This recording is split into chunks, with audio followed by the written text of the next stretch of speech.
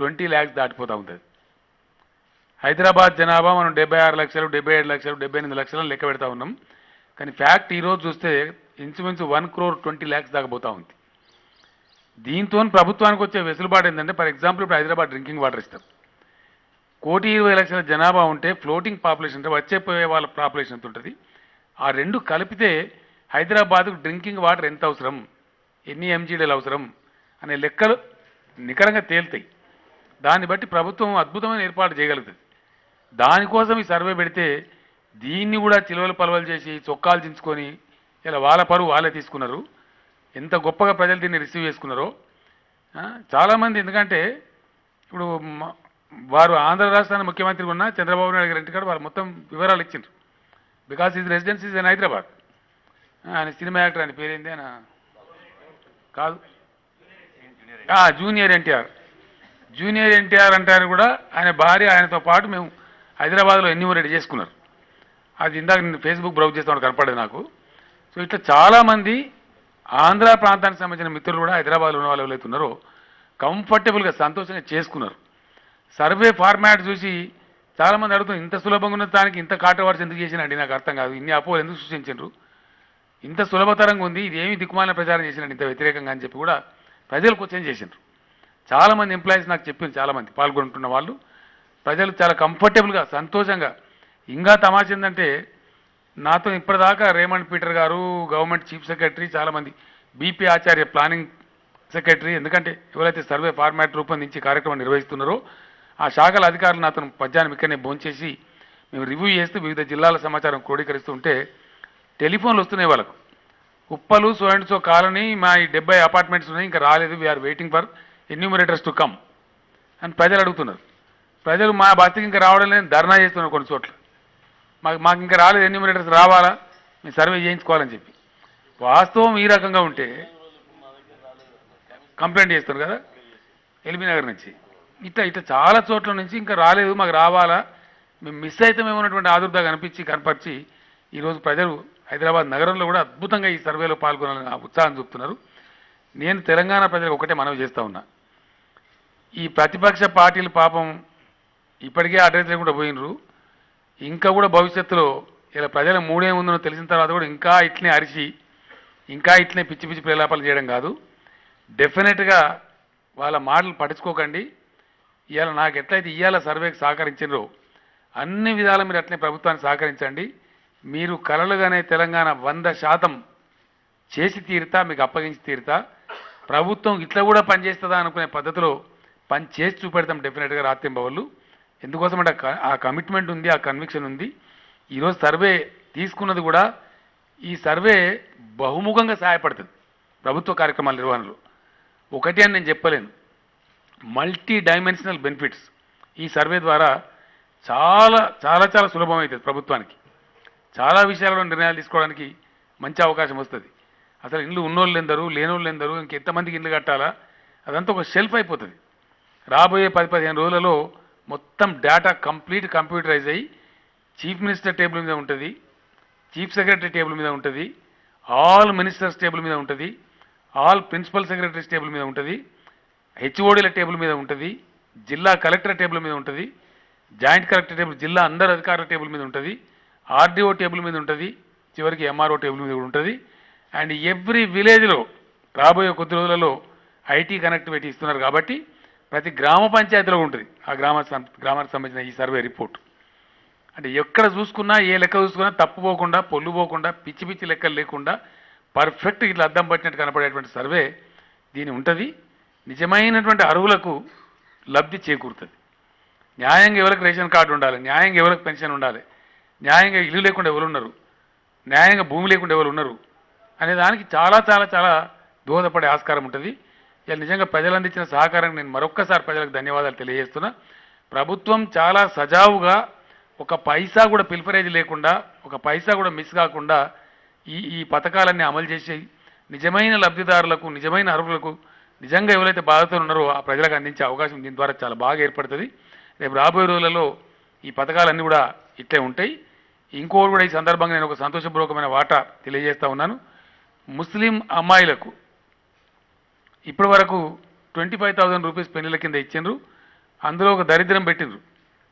దాన్ని జిమ్మరాజు బజార్లో సామాన్లు కొనిస్తూ ఉన్నారు. అవన్నీ డూప్లికేట్ సామాన్లు తీసుకుపోయి దానిలో అవినీతి జరుగుతూ ఉంది. కాబట్టి ఖచ్చితంగా ఈ కాడ నుంచి 25,000 కాదు 1,000 ఇస్తాం. ముస్లిం అమ్మాయిల పెళ్లిలకు కూడా 51,000 రూపీస్ ఇవ్వడం జరుగుతుంది. కళ్యాణ లక్ష్మిలో కూడా గతంలో క్యాబినెట్లో మేము 50,000 చెప్పినాం. కానీ చివరికి 0 ఉండద్దు, అశుభం కాబట్టి దాన్ని కూడా 51,000కు పెంచుతున్నాం. కళ్యాణ లక్ష్మి పథకం కూడా 51,000 ఉంటుంది. అట్లనే ముస్లిం అమ్మాయిలకు కూడా ఈ క్యాష్ డీడీ ద్వారా ఇస్తాం. బాజాప్తా అమ్మాయి పేరు మీద బ్యాంకులో వేస్తాం డీడీ ఇచ్చి. ఆ ప్రకారం ఈ కాడ నుంచి మాత్రం వస్తువులు కొనిచ్చే పద్ధతి ఉంటుంది. అందులో అవినీతి జరగకుండా 51,000 స్ట్రేట్గా అమ్మాయి ఖాతాలోకి వెళ్ళిపోతే డీడీ రూపంలో లేదా చెక్ రూపంలో బ్యాంక్ అకౌంట్లోకి వెళ్ళిపోతాయి. ఆ ప్రకారంగా ఇటువంటి స్కీమ్ల కోసం మేము బ్యాంక్ అకౌంట్ అడిగితే దాన్ని కూడా చిరువలు పలవలు చేసానండి. మీకు బ్యాంక్ అకౌంట్ ఎందుకు అంటే అంత ఆకాశరామన్న అలా ఉండాలి, ఆగమాగం ఉండాలి, ఏం లెక్క తెలియవద్దు, పత్రం తెలియవద్దు, 100,000 కోట్లు దుబ్బుకొని తినాలి. ఇది ఇంతకుముందు నడిచిన వ్యవహారం బాగా అలవాటైంది. కాబట్టి ఇప్పుడు నిజాలు బయటికి తెద్దామంటే ఎందుకు బాధ నాకు అర్థం కాదు. ఎవరికి బాధ ఇది? ఈ సర్వే ఎవరికి బాధ అంటే దొంగలకు బాధ, తప్పులు చేసేటోళ్ళకి బాధ, అక్రమంగా ప్రజల సొమ్ము భోజనం చేసేటోళ్ళకి బాధ, సక్రమంగా ఉన్న వాళ్ళకి ఏం బాధ ఉన్నది? ఏం బాధ లేదు. మంచి దీనివల్ల శుభం జరుగుతుంది. ఇది ఒక శుభ పరిణామం. ఎవరన్నా పొరపాటున ఈరోజు మిస్ అయిన వాళ్ళు ఉంటే దానికి వెసులుబాటు రేపు ఆర్డర్స్ ఇస్తారు. ఎందుకంటే ఎంత పర్సెంట్ మిస్ అయింది ఏ జిల్లా అనేది రేపటికి మాత్రం కంప్లీట్గా వస్తుంది. ఎందుకంటే ఇప్పుడు ఇంకా దాన్ని చెప్తారు, ఎంఆర్ఓ దగ్గర రావన్నా ఎక్కడ రావన్నా చెప్తారు. దానికి అది మనం చెప్పడం కాదు, చీఫ్ సెక్రటరీ వాళ్ళ కమిటీ కూర్చుంటారు, వాళ్ళు సెక్రటరీస్ కమిటీ కూర్చుంటామన్నారు. ఈరోజు 8 తర్వాత అంటే 8కి రాదు, 9:30కి కానీ ఫైనల్ రిపోర్ట్ రాదు. ఆల్మోస్ట్ 10, 10:30, 11 కూడా అవుతుంది. ఇక్కడ జంగల్ ఏరియాలు ఉంటాయి, ట్రైబల్ ఏరియాస్ ఉంటాయి, ఆదిలాబాద్ లాంటి ఖమ్మం లాంటి ఏరియాల్లో బాగా దూర ప్రాంతాలు ఉంటాయి. అందువల్ల ఈరోజు ఈవినింగ్ నైట్లో ఎంత లేట్ నైట్ అయినా ఇన్ఫర్మేషన్ వచ్చేస్తుంది. సో పొద్దుడికి పర్ఫెక్ట్ వస్తుంది చీఫ్ సెక్రటరీ గారికి. ఇందాక మేము అనుకున్న నిర్ణయం తీసుకున్నాం. ఎంత పర్సెంట్ ఎక్కడ మిస్ అయినరు, ఏదైనా మిస్సింగ్స్ ఉంటాయా, ఒకవేళ ఉంటే వాళ్ళకు కొంత వెసులుబాటు ఇచ్చే ఆస్కారం ఉంటుంది. అట్లనే ఈరోజు చాలామంది ప్రైవేట్ టీచర్లు కూడా దీనిలో సర్వేలో పాల్గొన్నారు. విద్యార్థులు, తర్వాత ప్రైవేటు టీచర్లు, తర్వాత వాలంటీర్సు, రెసిడెన్షియల్ వెల్ఫేర్ అసోసియేషన్స్ కూడా అద్భుతంగా పాల్గొని సహకరించారు. కాలనీస్ యొక్క సొసైటీలు ఉంటాయి కదా, సంఘాలు, వాళ్ళంతా ముందుకు వచ్చి ఇంకా గొప్పతనం ఏంటంటే నాకు టీఎన్జిఓ కార్యదర్శి, ప్రధాన కార్యదర్శి రవీందర్ రెడ్డి గారు చెప్పారు. అక్కడ వారు ఉండే కాలనీలో ఎన్యూమరేటర్స్ వస్తే వాళ్ళకి పాపం అప్పటికే ఆకలి అయ్యే టైం ఉంటే ఇప్పుడు ఎక్కడ పోతారు బిడ్డ, ఇలా ఓడలు తిండి కూడా దొరుకుతారని చెప్పి వాళ్ళే భోజనాలు పెట్టారు. గ్రామాలలో నాకు మా పటాన్చెరు ఎమ్మెల్యే గారు వచ్చిన ఇంతకుముందు వారు ఇచ్చినటువంటి ఇన్ఫర్మేషను, ప్రభాకర్ రెడ్డి గారు మునుగోడు ఎమ్మెల్యే గారు కూడా వచ్చారు. ప్రతి గ్రామంలో ప్రజలే వాలంటరీగా అక్కడ ఉండబడే సర్పంచులు కావచ్చు, ప్రజలు కావచ్చు, పోయినటువంటి ఉద్యోగస్తులకు అన్నం వండి పెట్టారు. పొద్దున టీ ఇచ్చారు, మధ్యాహ్నం భోజనం కూడా ఏర్పాటు చేశారు. అంటే తెలంగాణ సమాజంలో ఎంత గొప్ప సంస్కారం ఉందనే దానికి ఈ సర్వే అర్థం పడతా ఉంది. వాళ్ళకి మ్యాండేటరీ కాకపోయినా బిడ్డలు మా వివరాలు తీసుకోవడానికి వచ్చిందని చెప్పి వాళ్ళు వండుకున్న అన్నంలో వాళ్ళకి అన్నం పెట్టి అలా ఈ సర్వేని విజయవంతం చేసిండ్రు. ఇదే కమిట్మెంట్తో తెలంగాణ ప్రజలు నాకు సహకారం ఇస్తే 100% మీరు కలలుగానే బంగారు తెలంగాణ సాధించి మీకు అప్పచెప్తా. 100% అవినీతి లేని పాలన కొనసాగించాలనేదే ప్రభుత్వం యొక్క లక్ష్యం. నిజమైన పేదలకు, నిజమైన లబ్ధిదారులకు లబ్ధి చేకూరాలన్నదే లక్ష్యం. ఈ సర్వేతో ఎంత శుభపరిణామం జరుగుతుందో, ఎన్ని మంచి నిర్ణయాలు వస్తాయో ప్రభుత్వం నుంచి రాబోయే 1 రోజులలో అందరికి తెలుస్తుంది. మీడియా మిత్రులకు కానీ ప్రజలకు కానీ సర్వే ఒకసారి ఆ ఫార్మాట్స్ కంప్లీట్ వస్తే 15 డేస్లో టోటల్ డేటా కంపైలేషన్ అయిపోతుంది 100%. అప్పుడు మొత్తం తెలుస్తుంది. ఇప్పటిదాకా మనం 3.5 కోట్లు, 3,75,00,000 ఇట్లా అనుకున్నాం. కానీ తెలంగాణ జనాభా డెఫినెట్గా 4.5 crores వరకు పోతూ ఉంది. 4 కోట్లు దాటి పైచిలర ఉంది. బయట ఉన్న వాళ్ళు కూడా లెక్క తీస్తే తెలంగాణ బిడ్డలను, అంటే ఫారిన్లో ఉన్న వాళ్ళు కావచ్చు, ఇతర దేశాల కావచ్చు, భీమాండి కావచ్చు, సూరత్ కావచ్చు, వాళ్ళందరినీ కనుక లెక్క చేస్తే ఇలా 4 crores ఎబోవ్ ఉంటుంది డెఫినెట్గా. ఈ ఫ్యాక్ట్స్ అన్ని సర్వే వల్ల బయటపడతా ఉన్నాయి. రేపటికైతే ఇంకా యాక్యురేట్ ఫిగర్స్ వస్తాయి. హైదరాబాద్ నగరంలోనే దాదాపు 30 లక్షల తేడాతో మనం జనాభా ఆలోచిస్తున్నామంటే ఇక్కడ నగర అవసరాల కోసం వేసుకునే అంచనాలలో ఎన్నిటికో మనకు ఎన్నో రకాలుగా ఇది ఉపయోగపడుతుంది. ఈవెన్ జిహెచ్ఎంసీ ఆదాయం పెరుగుతుంది. ఇక్కడ పోయిన తర్వాత కూడా ఈ లెక్కలని జిహెచ్ఎంసీ కమిషనర్ చెప్తున్నారు. మేము 15,82,000 అని మేము పెట్టుకున్నాం, 15.82 lakhs పెట్టుకున్నాం సార్. 2 లక్షలు దాటిపోతా ఉంది. అంటే ఆల్మోస్ట్ 3 లక్షల పైచిలకు, 4 లక్షల పైచిలకు కొత్త కుటుంబాలు మా లిస్టులోకి వస్తున్నాయి. 20 లక్షలు దాటిపోతుంది. అంటే మేము ఇప్పుడు మా ట్యాక్స్ కూడా పెరుగుతుంది సార్ అని చెప్తున్నాను. మా అసెస్మెంట్ పెరుగుతుంది మాకు. జిహెచ్ఎంసీ బాగా ఇంకా పెంచగలుగుతాం, మేము సౌకర్యాలు పెంచగలుగుతాము.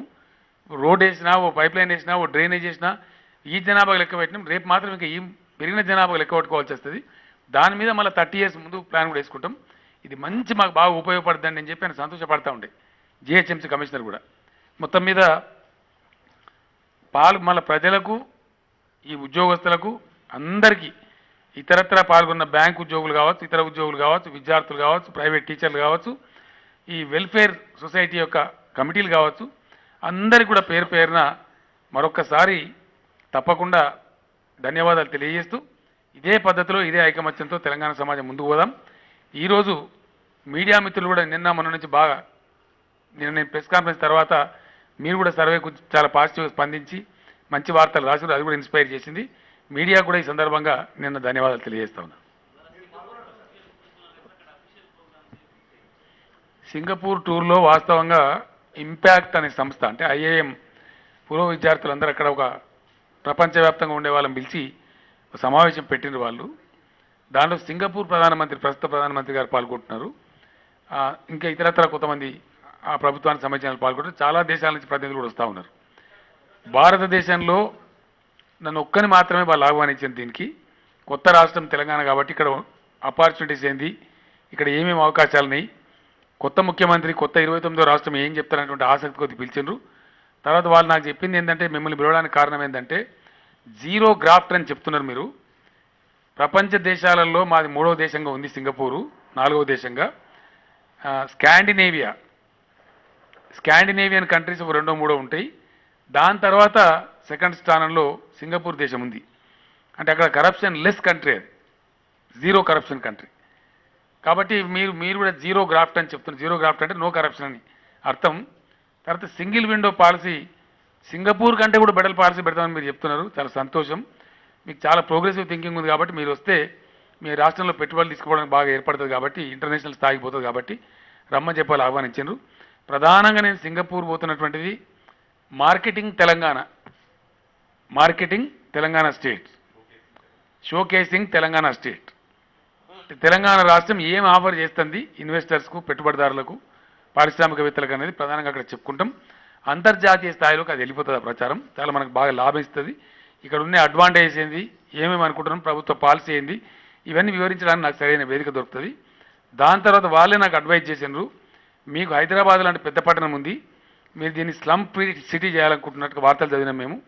స్లమ్ ఫ్రీ సిటీతో పాటు శాటిలైట్ టౌన్షిప్స్, మాస్టర్ ప్లాను చేద్దామన్నట్టు కూడా మేము పేపర్లలో వార్తలు చదివినాం. కాబట్టి వాళ్ళే నాకు అడ్వైజ్ చేసినారు, మీరు సింగపూర్ వచ్చి మళ్ళీ నేరుగా సింగపూర్ నుంచి వెళ్ళిపోకుండా సింగపూర్ టు కౌలాలంపూర్ అంటే మలేషియా రాజధాని వరకు మీరు కారులో ట్రావెల్ చేయండి, మీకు ఎవరు చెప్పే అక్కర్లేదు, మీకు మీరే అవగాహన చేసుకుంటారు మీరు అని తెలుస్తాయి మీకు ఇక. కాబట్టి మీరు బై ఫ్లైట్ రాకండి మలేషియాకు, హైదరాబాద్ మీరు బాగు చేస్తామనేది బాగా చెప్తున్నారు, హైదరాబాద్ బ్రాండ్ ఇమేజ్ అంటున్నారు. ఆ కారులో ట్రావెల్ చేస్తే ఆ దేశం ఎట్లా చేసినారు, ఏం చేసి మీకు ప్రత్యేకంగా కార్లో కనపడుతుంది మీకు. So you can develop your own plan. ఆ విధంగా రమ్మని చెప్పినారు. ఆ కౌలాలంపూర్ సిటీ కూడా బాగా డెవలప్ అయింది. ఎట్లా అంటే సింగపూర్లో ఒక తరహా ప్రభుత్వం ఉంటుంది, కానీ కౌలాలంపూర్లో డెమోక్రాటిక్ గవర్నమెంటే ఉంటుంది, ఎలక్టెడ్ గవర్నమెంట్లే ఉంటుంది. మలేషియాలో ఒక ఎలక్టెడ్ గవర్నమెంట్ అంత దాన్ని సాధించడం, అంత పట్టుదలగా సాధించడం, అంత కార్యక్రమాన్ని అంత టెనేషియస్గా ఇంప్లిమెంట్ చేయడం అనేది కొద్దిగా ఇబ్బంది ఉంటుంది. మన దగ్గర కూడా ఏంటంటే సర్వే చెప్తే దానికి రకరకాల సిల్వర్ పర్వల్ వ్యాఖ్యానాలు తీసిండ్రు. ఎందుకంటే అలవాటు ఇట్లా లేదు, సోమరిపోతుకుండా అలవాటు ఉన్నది, నిజాల మీద మాట్లాడే అలవాటు లేదు, అబద్ధాలలో బతికే అలవాటు ఉంది. కాబట్టి డైజెస్ట్ కాలేదు. అక్కడ వాళ్ళు చేసినారు కాబట్టి మలేషియాలో కూడా మనం నేర్చుకోవాల్సింది చాలా ఉంటుంది. డెమోక్రాటికల్లీ ఎలక్టెడ్ గవర్నమెంట్స్ నుండి ఎంత బాగా చేసినారు అనే దానికి దాని వాళ్ళ పద్ధతులు ఏంటి అని కూడా వాళ్ళని రిక్వెస్ట్ చేసినాం. వాళ్ళు సండే సాటర్డే అయినప్పటికీ కూడా వాళ్ళు హెల్ప్ చేస్తామన్నారు. కొంతమంది మినిస్టర్స్ ఉంటామన్నారు. వాళ్ళని కూడా కలిసే ఆస్కారం ఉంటుంది, వాళ్ళతో సమావేశాలు పెట్టి వాళ్ళ పద్ధతులు కూడా తెలుసుకునే ఆస్కారం ఉంటుంది, మనకు లాభం జరిగే ఆస్కారం ఉంటుంది.